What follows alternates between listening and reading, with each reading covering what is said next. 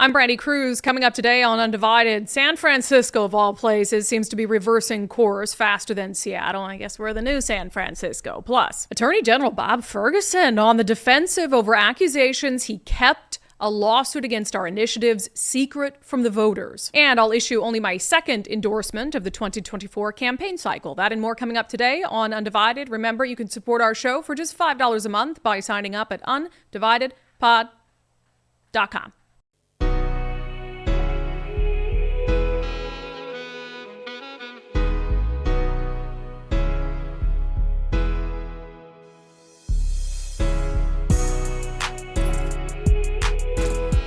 Welcome to Undivided. Thank you for being here. Thank you so much for your patience and your commitment to giving Common Sense a comeback. Man, second time in 2 weeks we've had a serious tech breakdown. We went to do the live show today. And this hasn't happened to us in a while, but we haven't ruled out the possibility of some sort of nefarious activity. We're trying to get to the bottom of it right now, but we started our live stream and then like 15 minutes in, it went kaput. And so we just decided, the easiest thing to do while that's sorted out is just to go ahead and tape the show and release it to you in a taped version. I know that's less fun, but I'd rather do a taped show than no show. And if it was you, Bob Ferguson, I happen to think, I'm just saying, what were we doing last week on the show when our system went kaput? We're going to talk about Bob Ferguson. I was going to say I might do a public records request for where he is at this moment. And then this week, I was ready for another banger of an episode today about Bob Ferguson. I'm not making any accusations. I'm simply stating facts, and I'm allowing you to draw your own conclusions. See how that works? Anyway, we'll get to Bob momentarily, but I just had to start the show. And for those of you who watched like the 15 minutes of the first live show we had, you can hear me talk about it again, and maybe my commentary on it will be better this time around since I'm not so flustered. So on the show earlier this week, I gave a lot of praise and credit to San Francisco because they did something that, frankly, I said Seattle and other liberal jurisdictions like New York City that have been dealing with protests gone awry ought to be doing. So back in April, protesters, pro-Palestine demonstrators blocked the Golden Gate Bridge in San Francisco, trapping travelers on there. And so the DA in San Francisco, as we reported on the show this week, decided we're going to throw the freaking book at these people. And they decided to charge 26 of those protesters with false imprisonment, a felony, along with a number of other felony and misdemeanor charges. And I thought, hell yeah, that's the only way you're going to stop this from happening. And it is false imprisonment. That's exactly what it is. When you are stopping another human being from moving about freely when they are not free to go where they're trying to go, that's false imprisonment. And I don't know when San Francisco came, yeah, I do, the election year, San Francisco became the beacon of common sense. In California, Gavin Newsom's all of a sudden like, we're cracking down on homeless encampments. I want police to do their jobs. I mean, look, I don't care if his motivation is political. The outcome is better for people, so I'm still going to call him on his hypocrisy, but by all means, clear the homeless camps. By all means, crack down on drug abusers. By all means, crack down on drug pushers and be supportive of the police. If it is an election year, I just hope it sticks. And then San Francisco is the same. I mean, that had been the worst city in America. San Francisco had been, and it's still not great, don't get me wrong, but the poster child for progressive policies gone wrong. And now all of a sudden, what are they doing? Removing homeless encampments, going after repeat offenders, charging demonstrators, far left demonstrators with felonies. So I saw that this week and I thought maybe there is hope for Washington State. Because after all we do here is copy California. They hit rock bottom before us. Do we really have to now hit rock bottom ourselves before we realize, well, we saw what happened when San Francisco hit rock bottom, so let's do an about face beforehand. Now, I know Seattle's city council has gone a little bit towards the middle, but there's still some wild stuff going on, and I thought this is a perfect opportunity. We got these cases involving pro-Palestine demonstrators. They blocked I-5 for hours. They blocked SeaTac Airport, the only road in and out of the arrivals and departure zone. And we thought at the time, well, this is domestic terrorism because you're stopping air travel. You had pilots who had to get out and walk so they could fly airplanes. And so after I saw what happened in San Francisco, I'm like, let's do it here. This is unlawful imprisonment. They also charged him with conspiracy in California. Obviously, there's conspiracy here because they don't just all of a sudden decide, independent of one another, like, I'm going to go and block the freeway today. Like, no, they conspired to do it. So I was like, let's see it. Oh, San Francisco did it. What are we going to do here? So let's check in with the Seattle Times and see what's going to happen to those protesters, the pro-Palestine protesters who blocked the entry to SeaTac Airport. They're going to get charged with felonies, right? Right? Right? Right?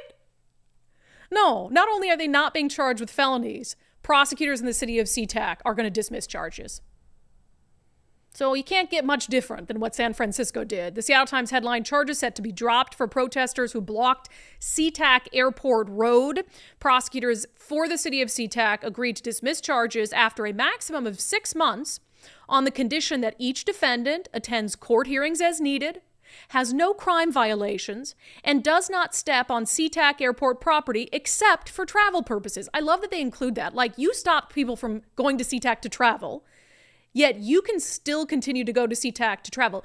A bigger punishment would be you're not allowed there anymore. You've been trespassed. So you're going to have to go all the way to Portland or something if you want to fly. But no, we can't do that to them. And then it says they can file for immediate dismissal, like not even have to wait 6 months, if they do 10 hours of community service.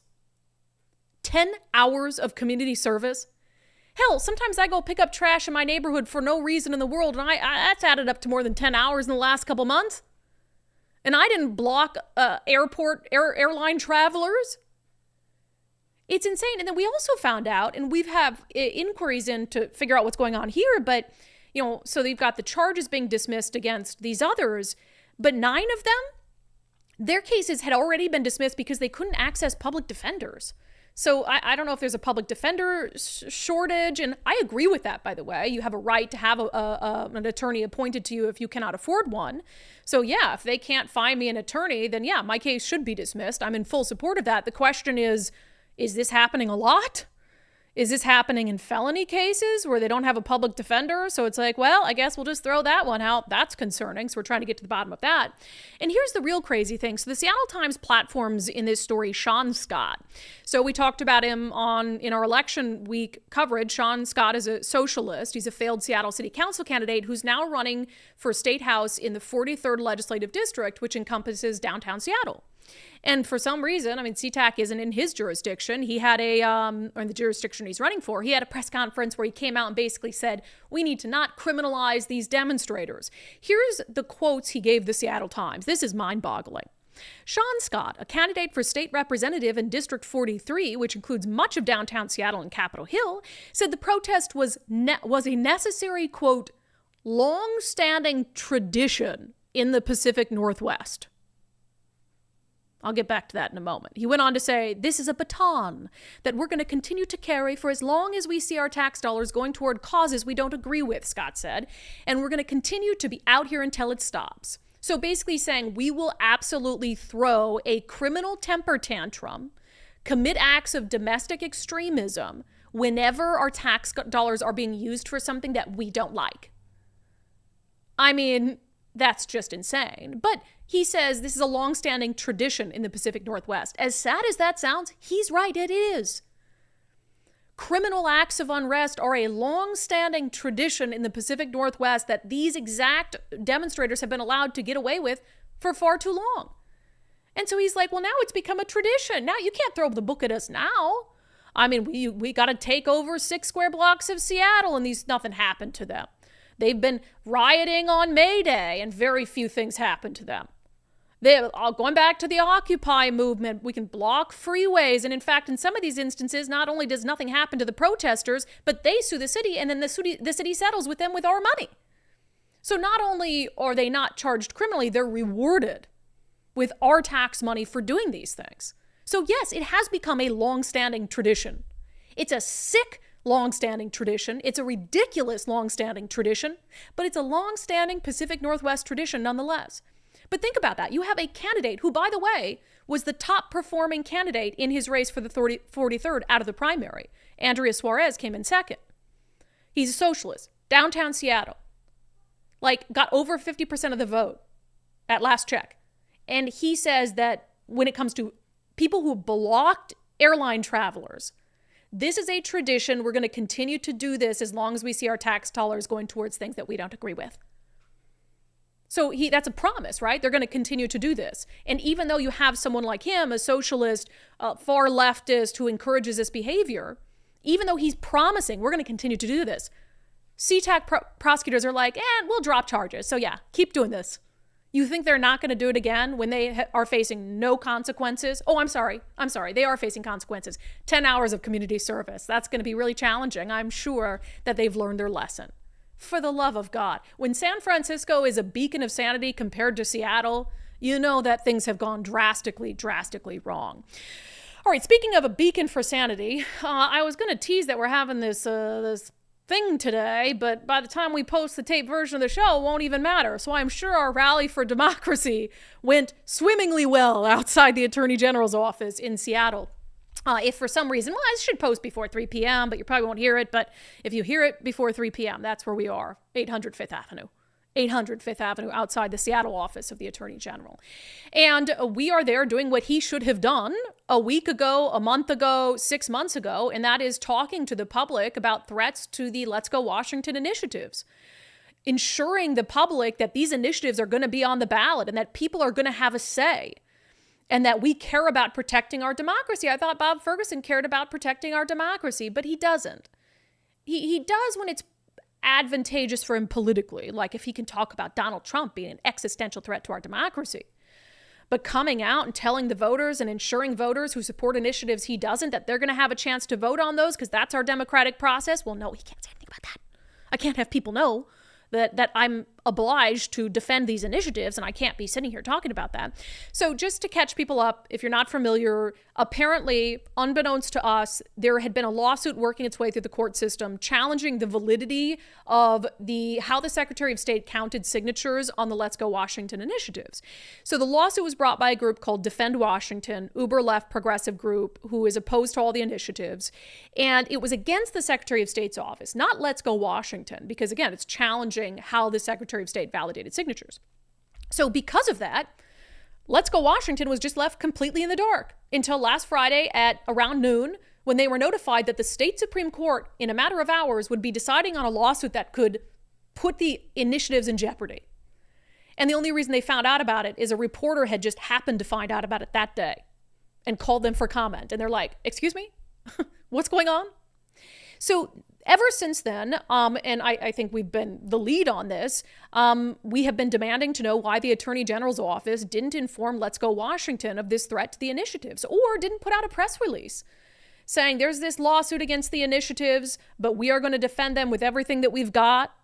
They were silent about it. So much so that no one in the media, Let's Go Washington, the initiative sponsors, they were totally blindsided. So anyway, I blame the Attorney General. I blame Attorney General Bob Ferguson. And we've been pretty hard on him the last few days. His office has emailed us saying we're not being fair, we're being intentionally misleading. Well, now he's on the defensive. I've never seen him on the defensive like this. I mean, there's been scandal after scandal that I thought should have stuck with him that just didn't, like him asking the Secretary of State to break election law on his behalf. But this time, and he barely ever comments. Like, people will go after him and he doesn't say anything. Good for him.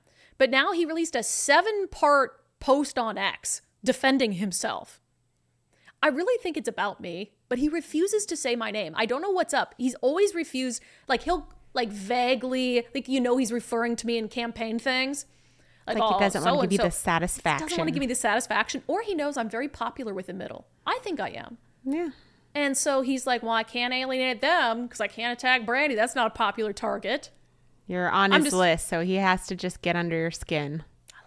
It doesn't get under my skin. It gives me great joy. Get under your skin. Because he said some partisans are trying to create a fake conspiracy by accusing the Attorney General's office of keeping secret a lawsuit that sought to invalidate several initiatives. And then he goes into 6 more parts of this tweet explaining why this wasn't secret. This wasn't secret by any stretch of the imagination. But nothing he has said since news broke about this on Friday, nothing he has said addresses the underlying point I've made, which is even if you don't have a legal obligation to inform the backers of the initiatives that there's a lawsuit that threatens those initiatives, you have a moral obligation as the Attorney General of Washington State, as a public servant.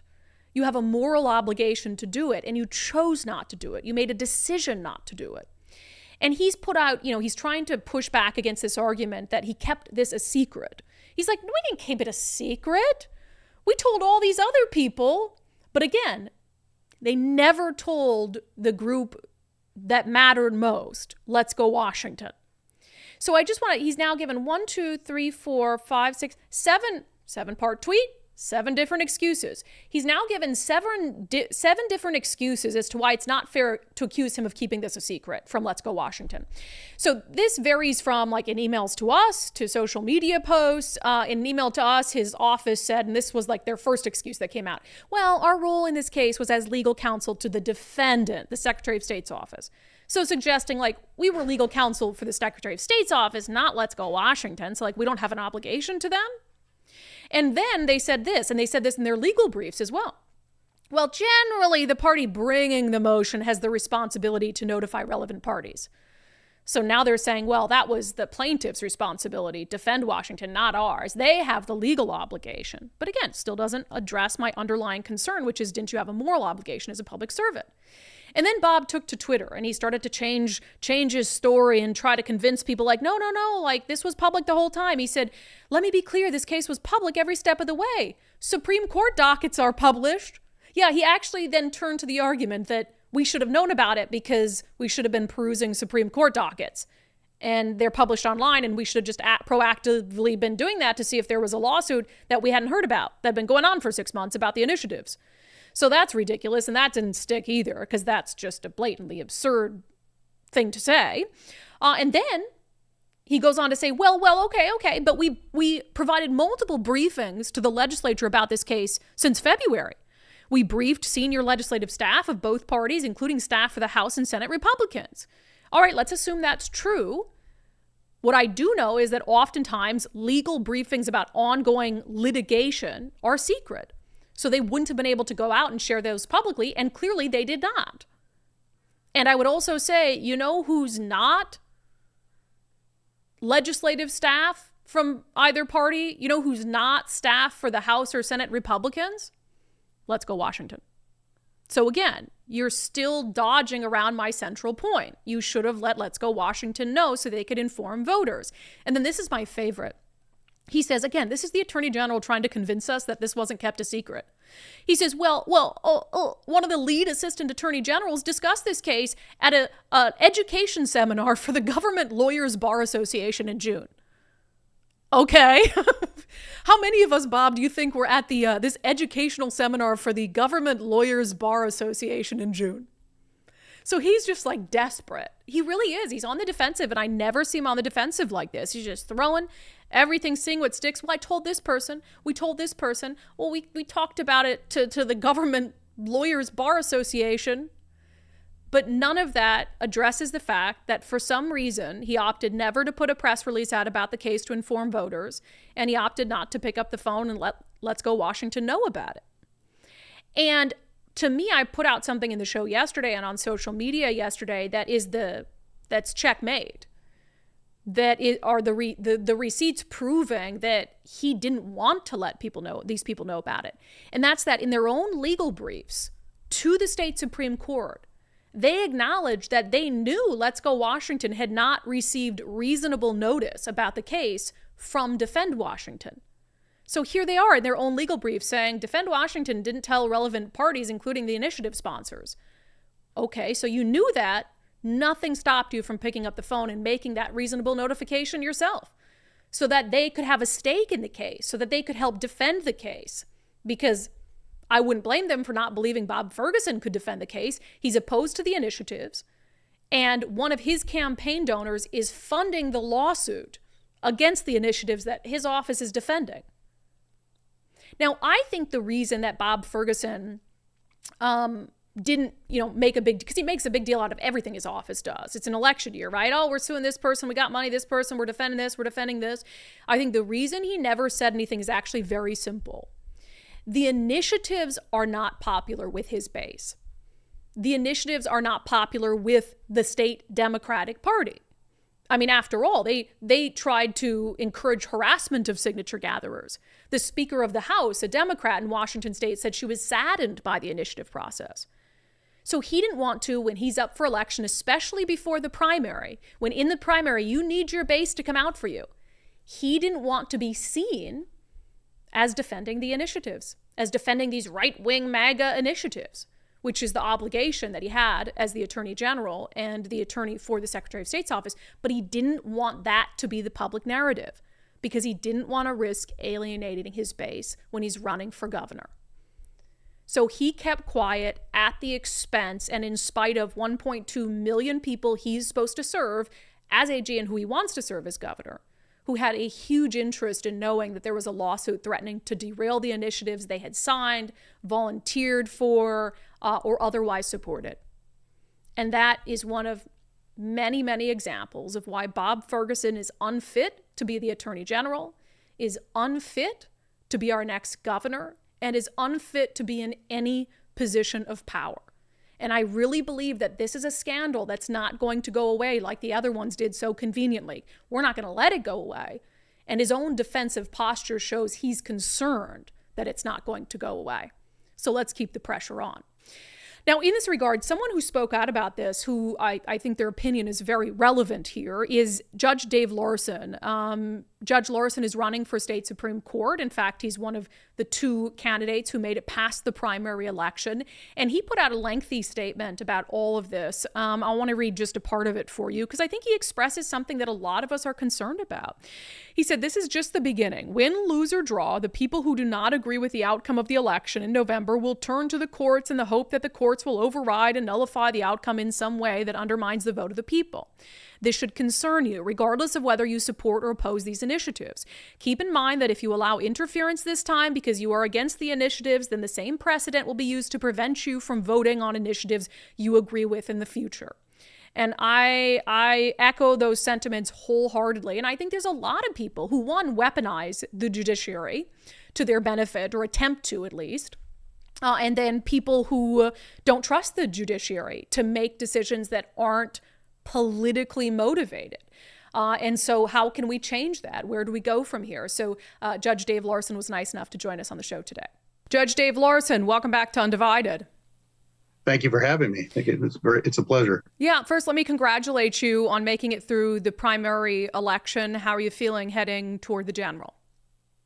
Oh, very optimistic. I think the fact that I'm the only judge, I think that's something that's very important. I mean, the idea of being a trial judge, when you're judging what trial judges do, being on the Supreme Court is absolutely essential that you have that trial judge experience, because you have no frame of reference when you're looking at the decisions judges are making, and then you're put in the position of second guessing them. And if you don't understand what goes into it, it makes it a lot more difficult. So I'm pleased the voters recognize that. Yeah.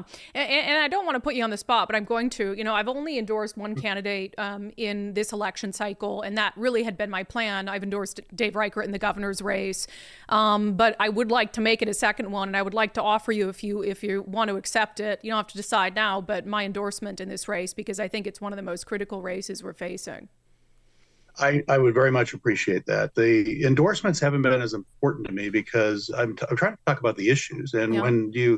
When endorsements become the centerpiece, people want to then attribute views to you as a judge because that person endorsed you. I'm very stubborn about being a judge. And so just because somebody endorses me doesn't mean I adopt their views.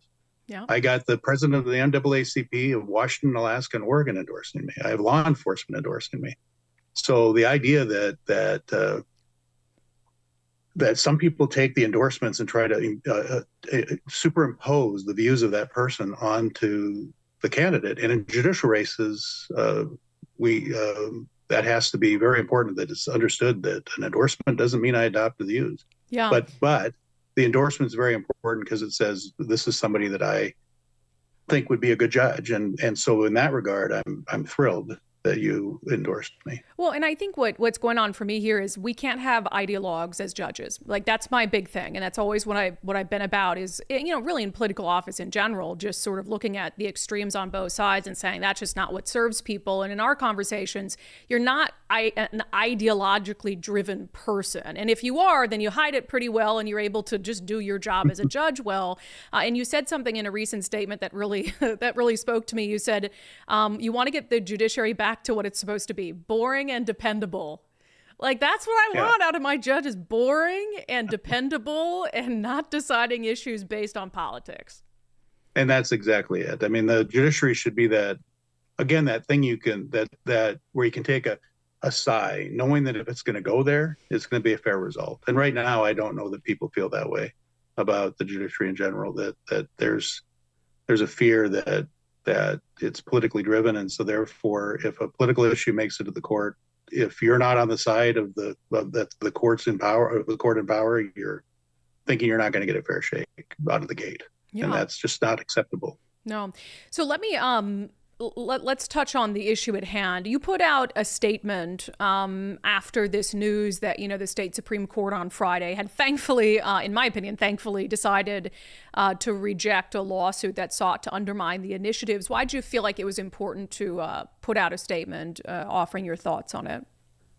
Well, first of all, the notion that due process and fairness is essential to justice, and the idea that somebody that's really involved in litigation wasn't notified is a sign that we've maybe lost some love for that, and that needs to be essential to our existence. The due process and fairness. The idea that you notified somebody else, it's like telling your milkman telling the milkman you got sued.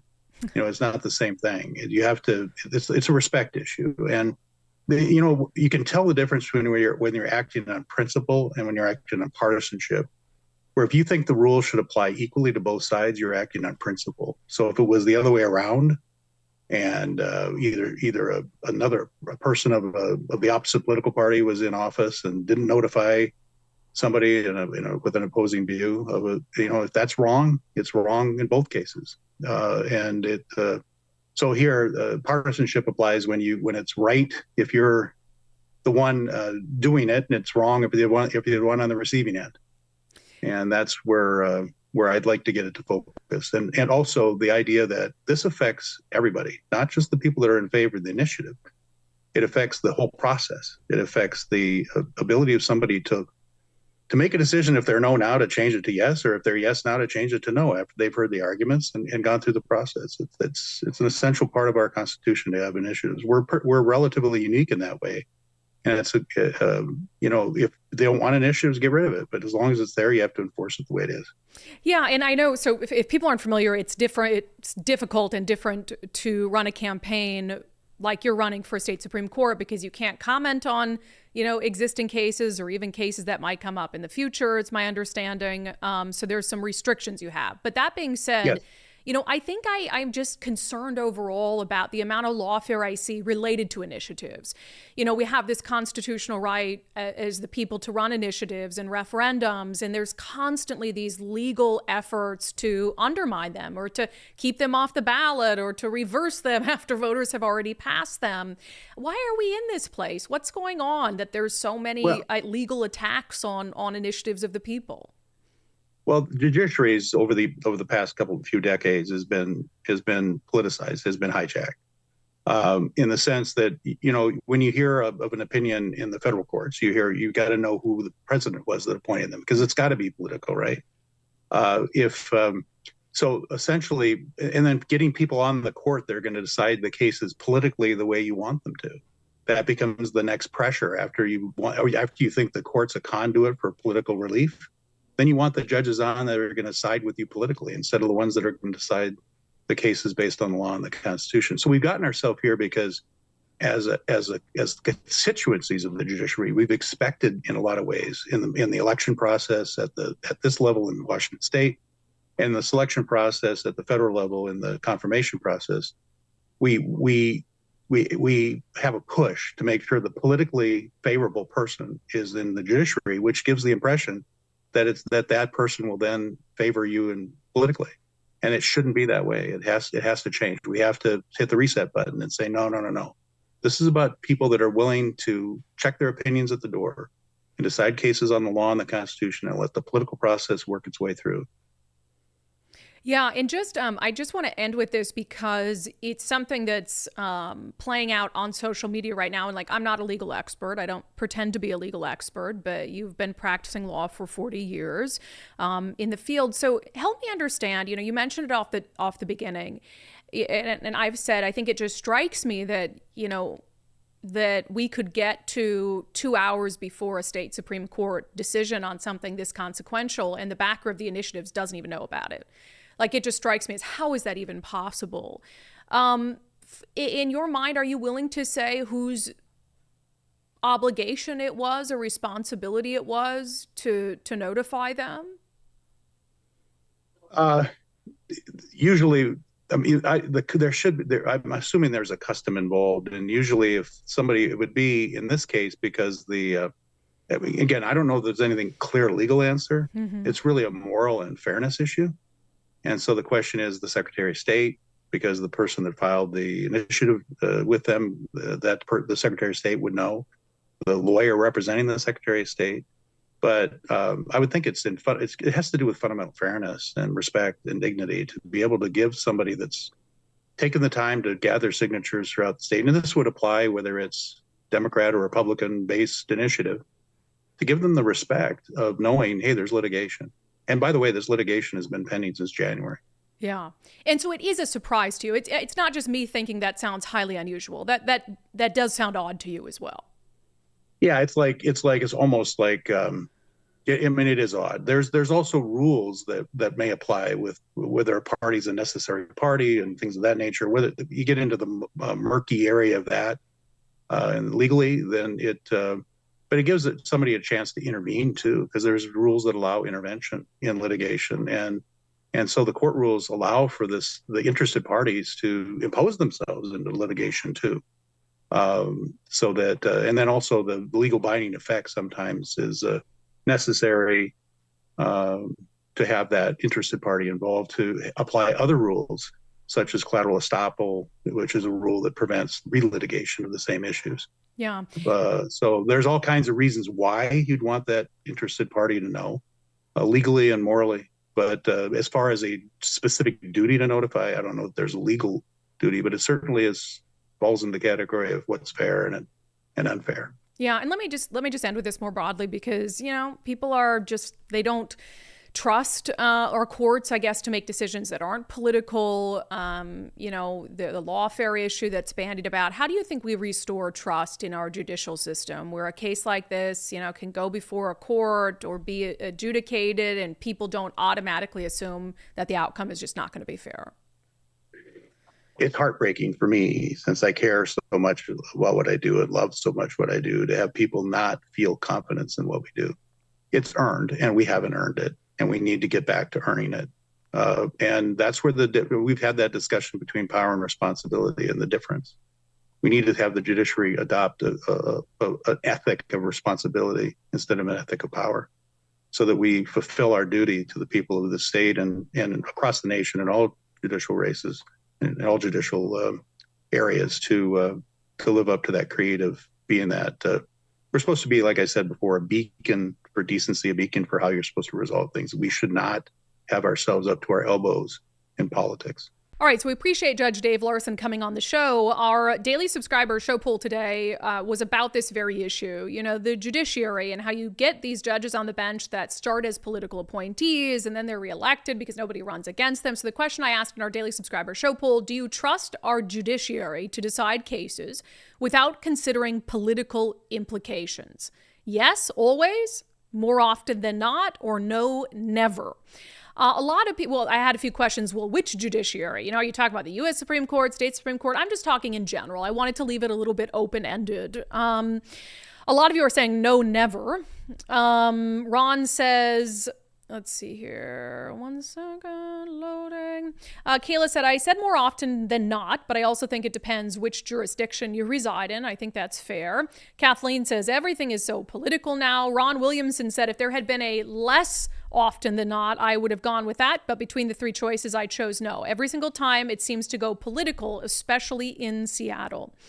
Shirley Lopez said, still more often than not, but it's sliding toward Neverland in the circuit and local courts. Old Sub Sailor says the state. He never trusts them. SCOTUS, like national, more often than not. So it seems like it depends. And I can see how conservatives might have more faith in the U.S. Supreme Court, certainly, than the state Supreme Court. The makeup is very, very different. Our state Supreme Court is highly, highly ideological, and it is absolutely stacked with progressives. But, I think one of the challenges here is, and I don't know the solution to it, admittedly, these are political appointees. I mean, U.S. Supreme Court justices are political appointees. They have to be confirmed by Congress, but still, it's politicians. And then you have, Governor Inslee. He's got 12 years of stacking the bench with his own appointees. To me, when you have, you're supposed to have these separate yet equal branches of government that check one another. How can you check another branch of the government that puts you in your position? So that's what kind of freaks me out, is the judiciary in our state is supposed to be a check on someone like Jay Inslee, but he appointed a lot of them. So again, I don't know what the answer is, because technically voters elect the governor and voters elect, members of Congress who approve Supreme Court justices. So it's all a little bit, mixed together. But it just seems like there has to be a better way to do this, like some sort of, panel decision or something at the state level where it's not just one politician, Jay Inslee, choosing who gets to be a judge and stacking the court with political appointees, because it seems contrary to separate but equal, putting a check on that power. All right, I've talked a lot about my success on the Eastside Weight Loss Clinic program. I am down 40 pounds on the program. One of the things, because I think you're just constantly bombarded with ways that you can lose weight and, quick fixes and pills and injections and whatever the newest thing is. And what I always say is, because I've been on the ups and downs, is if it sounds too good to be true, it probably is. And so when you just hear on the surface that I lost 30 pounds in my first 2 months, you're like, well, that sounds like it's like a magic fix. But that's why I always follow that up with telling you it was really hard. It's not easy. I mean, it was 60 days of really hard work, but they told me exactly what to do every single one of the 60 days, making it easy to follow. And then after that, I've been able to keep the weight off through simple lifestyle changes. So I think that's the difference here, is Eastside Weight Loss Clinic isn't promising or acting like it's a magic fix. It's hard work. You do have to change some of your habits, especially if you struggle with portions and food and all of that. But if you would thrive well with someone just telling you, here's exactly what you do every day for 60 days, knowing that you're going to see some tremendous results, I think this program could work for you. So take their free 15-minute consultation over the phone. You can sign up for it, though, at eastsideweightlossclinic.com, eastsideweightlossclinic.com. Okay. It is election season after all. We got a lot of stories to get to, but it is election season after all. And an issue that we've been trying to raise attention to and keep attention toward leading up to the legislative session is what's happening to landlords in the state. It's one of those issues that, to me, if it's explained accurately, fairly, that to me, there should be bipartisan support for fixing these insane tenant protections that are leading to long eviction backlogs and really, frankly, screwing over landlords. How many horror stories have we heard? Jasker on Sing in Bellevue's got a guy who's been living there for 2 years in his rental house, hasn't paid rent. His rent's being covered by the taxpayers, and he has no reason. He's just gaming the system. So this is something I want to hear more political candidates talking about. I think it's an issue that can win over independent voters because it's just so absurd. So every week we do a segment with the Rental Housing Association of Washington. You can check them out, rhawa.org, rhawa.org. And the goal of the segment is to try to bring attention to these issues. So Sean Flynn with RHA was nice enough to hop on with us today and just talk about what he wants to hear from these candidates. Sean Flynn, welcome back to Undivided. Thanks for having me. Yeah, so primary election is behind us. Now we're on the march toward November. You and I both agree that what's happening with I would say, housing providers and with, the housing crisis in general is an important issue. I'd like to see candidates discussing their ideas. So if they were going to try to win over RHA members, what do you want to be hearing from candidates about what needs to be fixed and how they're going to fix it? Well, I mean, we've got several policy platforms that we're supporting, right, that we think will help fix the housing crisis we have in the state. So the first thing to remember, right, is that we're losing housing. We're not gaining housing in the state. We're losing small housing providers. We're not gaining them. So that needs to stop in order for us to have the units that we need available for everyone who needs a home. And one way to do that is to support our customers, our tenants, in times of crisis, right? So RHA is supporting a bill that will provide a short-term housing gap voucher, right, for a relatively small amount of money for a short period of time. And this is designed for your average working person in the state of Washington who has, their kid gets knocked up playing t-ball and has to go to the emergency room, and now there's $300 short on rent, or they twist their knee at work and they're waiting for the L&I check to come, and there's just a little gap and there's $600 short. What we found during COVID is early money when a tenancy gets rocky is the best money in terms of stabilizing that tenancy. During the COVID times, we saw the money go out and it came in at the end of the process, right? And the person still ended up losing their housing, and the taxpayer pays exponentially more. For like $600 at the beginning, when the guy needs $600 to come current on his rent, you save $40,000 in legal costs, right? Because now we have taxpayer funded attorneys and everything else. So we think vouchers are a great option. The other options that we were supportive of is reforming the eviction process and system that we have that is currently broken and not working the way it was intended to, I believe. We've got to figure out a way to expedite that process and protect tenants as that process goes forward. So we're supportive of policies that fix that issue. And then finally, what we've seen over the last several years in the state is that we've got this patchwork of subtly different housing laws across the state. Yeah. So you can be in Burien and have completely different set of rules for a housing provider as you are in SeaTac, right? And you have another set of rules in Tukwila, and you have one set in Black Diamond, another set in Issaquah. And so it makes it very difficult for anyone to know. I mean, I work in this field all day, every day, and I'm a lawyer by trade, and I get confused, and that's a problem. So we're looking at a harmonization bill that would give everyone the same framework across the state. Can I just ask you about that quick? Because that scares me a little bit, because I look at some of the bigger cities that have very, very progressive tenant protections that have led to some of the crises that we're in, and I have a hard time seeing them agree to some less progressive restrictions or rules just to harmonize across the state, and kind of vice versa for more conservative areas. So do you see that gaining any traction? Like, what I don't want to see is like, hey, let's harmonize all of this across the state, but then everybody ends up with like Seattle's policies. Right. And there's, hope springs eternal, right? And I think common sense is winning in Seattle, right? The data doesn't lie in Seattle. The policies that they've implemented over the last 10 years has really hurt their housing supply. And specifically amongst members like myself, who own smaller units, right? Smaller numbers of units. And I think that council, I know that council is looking at possibly rolling back some of those policies that are really harming the housing market. So in a strange juxtaposition of politics in the state of Washington, is Seattle City Council is far more moderate and thinking hard and deeply about the policies that it has in place for the first time in a long time, rather than being a progressive council that's pushing every experimental idea, regardless of who it hurts. And so I'm hopeful that we could hammer out an agreement. I think if there's a time that this would happen, it would be now, with Seattle looking at these issues internally as well and looking what's working and what's not working. Yeah, and I know you're not a campaign consultant, but if you could offer advice for candidates about, on the campaign trail, striking the right balance between like getting rid of some of this nonsense that housing providers are dealing with. Like, it's just ridiculous waiting 2 years to be able to get someone who's not paying rent out of your home. That's just stupid.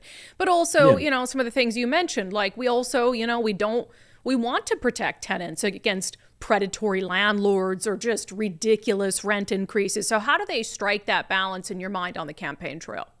So I think that as a state, we have to acknowledge a couple things right off the bat. We don't have enough housing. Yeah. Everyone agrees that. No one says, hey, we've got enough units. Everyone agrees that we not only do we not have enough, we don't have enough by the hundreds of thousands, if not millions of units, right? I mean, the numbers are staggering. And so what we have to think about in terms of policies, if you're an elected running, is how do you continue to support supply, right? But once it's built, you have to have someone that's going to operate it. And right now, what we have in the state of Washington is a regulatory environment that is not friendly to the operators.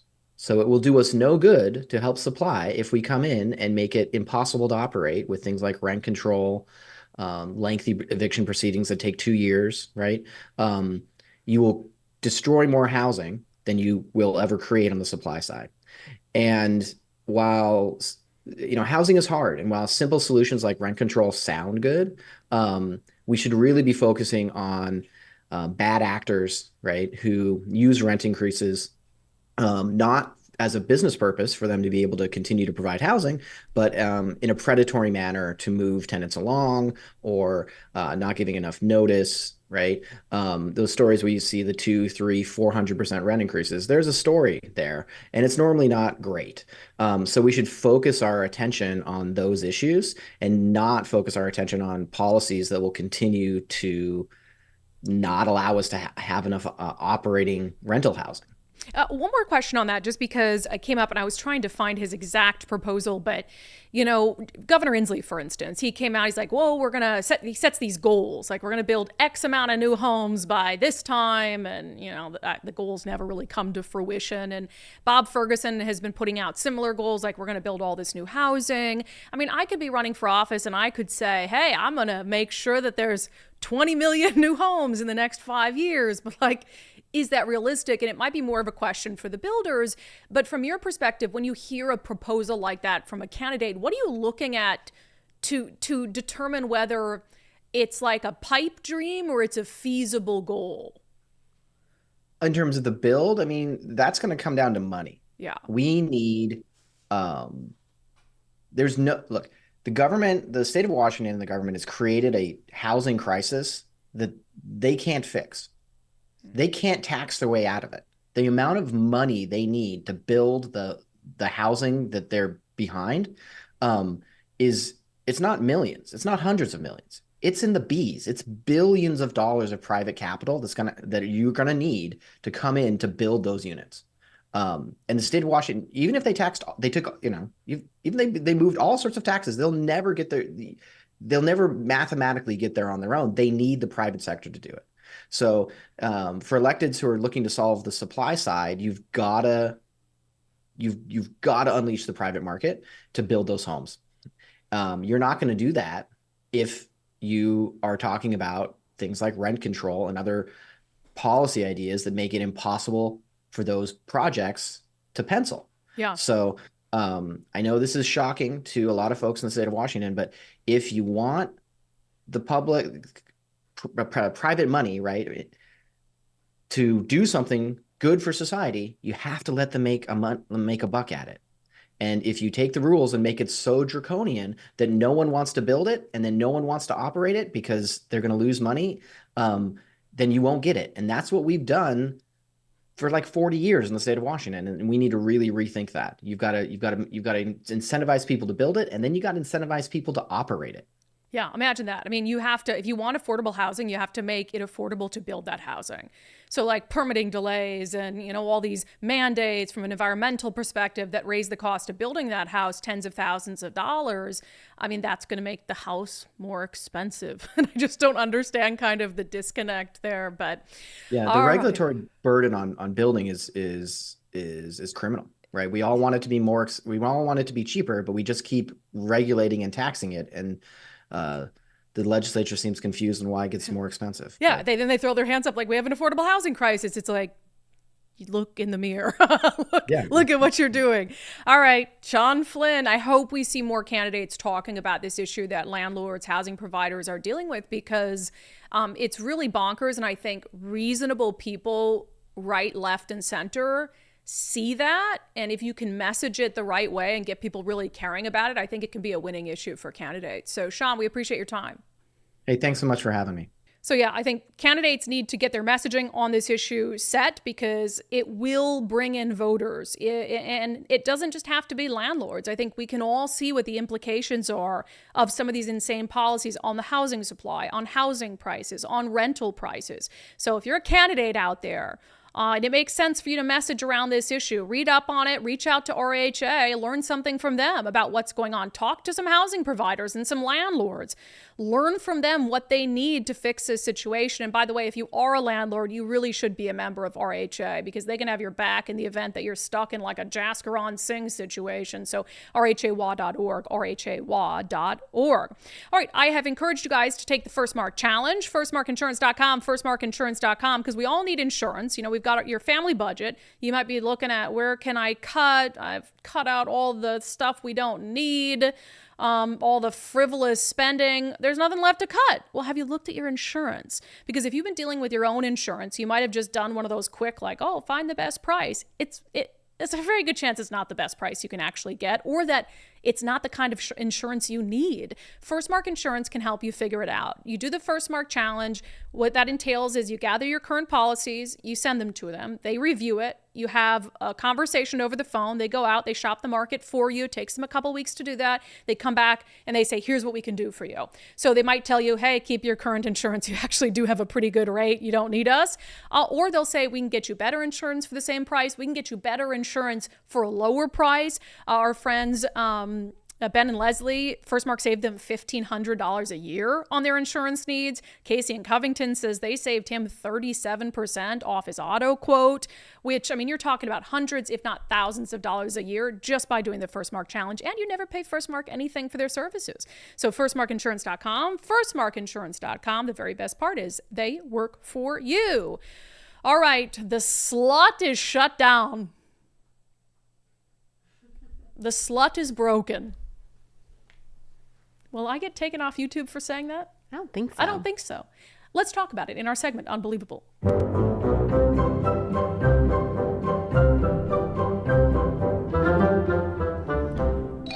Boop. You can't take me off YouTube for that because slut is what it's called. It's the South Lake Union Trolley. Slut. And if you recall, when it started, everybody made fun of the name, like, wait a second, you're calling it the South Lake Union Trolley? S-L-U-T, like, you don't see the problem there. So then they started calling it the South Lake Union Streetcars, the sluss. But we all know it's the slut, right? So anyway, this thing was a boondoggle from the very beginning. Like, first of all, nobody rides it. Like, literally nobody rides it.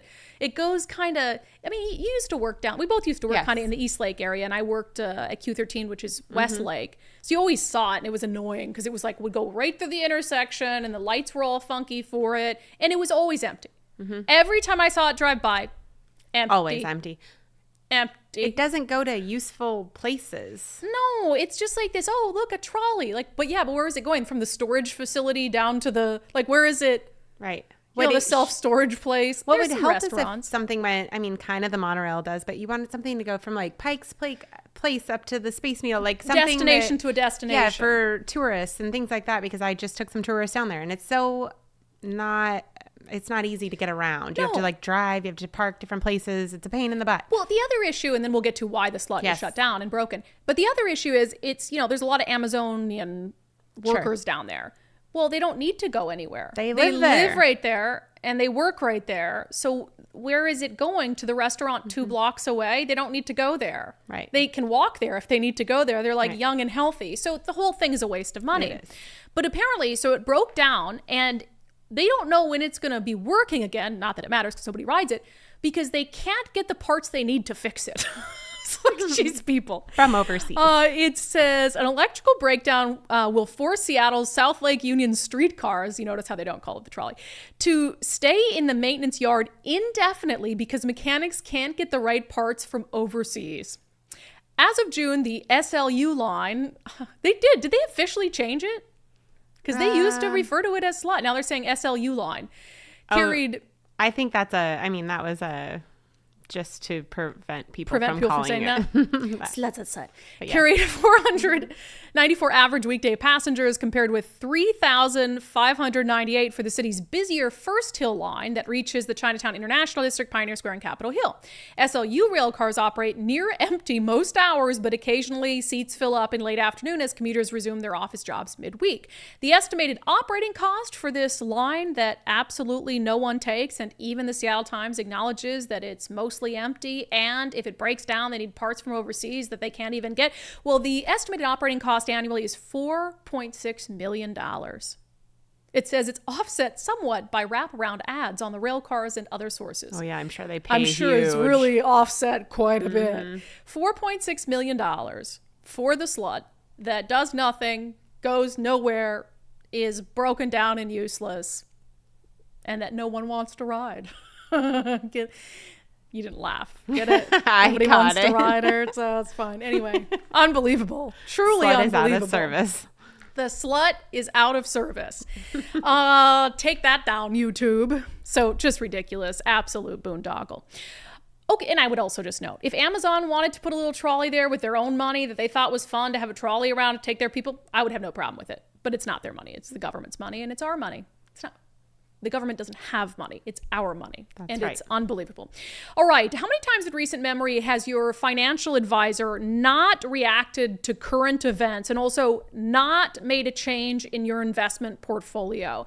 Well, Zach Abraham and his team at Bulwark Capital, that's all they're doing. They are constantly monitoring headlines, making sure whether it's happening globally or nationally, they have their finger on the pulse of what's going on, and they are adjusting your portfolio accordingly. Zach Abraham, who's the chief investment officer at Bulwark. He's also the host of the Know Your Risk radio podcast, talks about it all the time. Risk management. It's their number one focus. Bulwark Capital looks for opportunities to lower risk, lower cost, to give you as much upside as possible. You only get one retirement, which is exactly why you need Zach Abraham and Bulwark in your corner. Let them show you how their risk management strategy can protect that retirement you worked so hard for. Learn about Bulwark strategies with their free common sense investing guide. Get yours by going to knowyourriskradio.com, knowyourriskradio.com. Investment advisory services offered through Trek Financial LLC, an SEC registered investment advisor. Investments involve risk and are not guaranteed. Past performance doesn't guarantee future results. Trek 24244. Go to knowyourriskradio.com. Okay, let's just really quickly touch on national, because we all know Kamala Harris is dodging cameras. She keeps saying, oh, we'll sit down for a news interview like in a few weeks, which is crazy. I mean, Donald Trump just did a 2-hour no holds bar Q&A on X. I get it. It was with a friendly, Elon Musk, but still, he doesn't care. He'll talk for 2 hours on X. He'll hold press conferences in Bedminster. He'll do all of those things. So Kamala Harris has been relatively unscathed. I mean, we know that she's not good at talking about policy positions. We know she's changed a lot of her policy positions significantly. All of a sudden we're not going to tax tips, when in 2023 they put out a new tool to make sure that tips were absolutely being taxed. And so, when you're not actually appearing in front of cameras or sitting down for interviews, you can get away with that. The question is, how long can she get away with it? Because even, this is CNN, right? CNN's Jim Acosta, even Jim Acosta is getting fed up. Would it kill you guys to have a press conference? Why hasn't she had a press conference? Listen, the Vice President and Governor Walz have been busy crisscrossing this country since the launch of this campaign and adding Governor Walz to the ticket. You saw the ways in which they went across the battleground states last week, generating rallies of thousands, 10,000 here, 15,000 there. But Michael, a campaign rally is not a press conference. Do you mind if I cut in? I mean, a campaign rally is not a press conference. Why hasn't she had a press conference? She's the vice president. She can handle the questions. Why not do it? We absolutely are going to do it. You hear her take questions as she's out on the stump. And she said last week, we're going to be having a sit-down interview here before the end of the month. What she's going to be focused on and what this campaign is going to be focused on is communicating directly with the voters that are actually going to decide the pathway to 270 electoral votes. That's why she and Governor Walz to a press conference went this week? the country this past week. That's why we're doing a bus tour in Pennsylvania as we head into Chicago. And it's why we'll sit down for an interview before the end of the month to make sure that we can have a deep dive conversation about the vision that Kamala Harris has for where she wants to take this country and the contrast that we're going to have with Donald Trump. We're going to have plenty of opportunities to do that throughout the Michael, rest of but one interview by the end of the month. This month and throughout the rest of the campaign. I don't want to, belabor this, but one interview before the end of the month. I mean, that's not a lot. I mean, can you commit to a press conference before the end of the month? We will commit to directly engage with the voters that are actually going to decide this election. And that is going to be complete with rallies, with sit-down interviews, with press conferences, with all the digital assets that we have at our disposal. Yeah, so that's a no. Good for Jim Acosta. I mean, he's like, I don't want to belabor this. No, belabor it, because that was the absolute most ridiculous campaign vomit propaganda I've ever heard. And it's August 14th. It's August 14th. You're going to commit to one sit-down interview before the end of the month? The end of the month is a long time away. Are you that busy trying to figure out who would give you the most advantageous interview? Probably. And, she took like 3 questions from reporters the other day and then walked away. And it's like, that's not a press conference. And so hopefully this is an indication that maybe the tide is turning with the mainstream media, and they're starting, like, I don't know if it's the heat that's been on them and the criticism that you're just waxing poetic for Kamala Harris. But, when even Jim Acosta is like, there's no excuse for this. This is ridiculous. And it's a big middle finger to the media, frankly. A media ecosystem that's been way more fair to her than they ought to be. And then she still turns around and won't do an interview with him. Won't answer. She's got reporters following her around everywhere on the campaign trail, as happens with political candidates, is they've got media that's dedicated to them. And they're following her around from place to place, and they can't even ask her a question.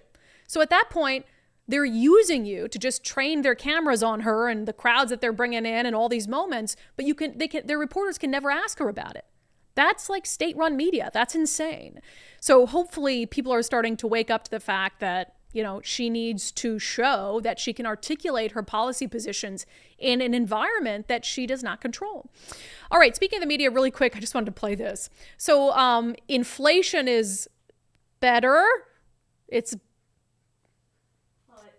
gone down. Tiny little bit. I'm not going to say it's better because inflation is still bad, but Joe Biden, man, when he heard that there was some positive news on inflation, he understandably thought he could tell the media how to cover it.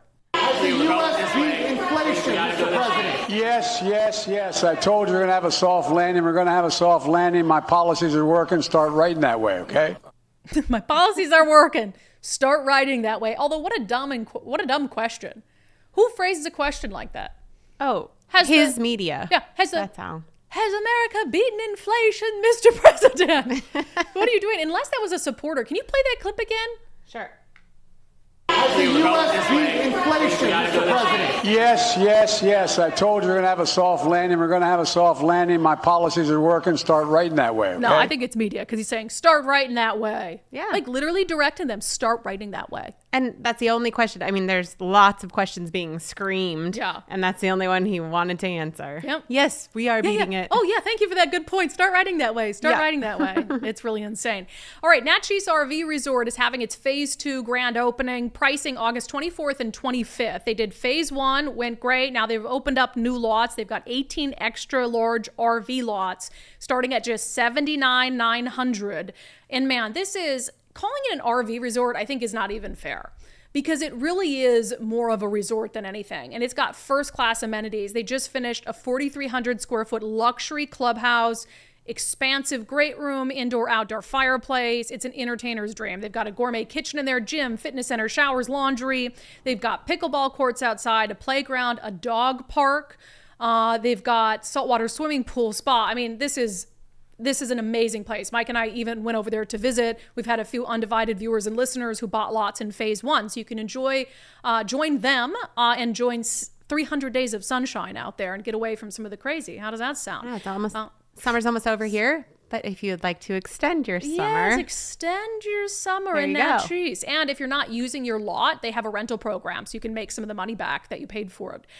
So don't miss out on phase 2 grand opening pricing, August 24th and 25th, 18 extra large RV lots starting from just $79,900.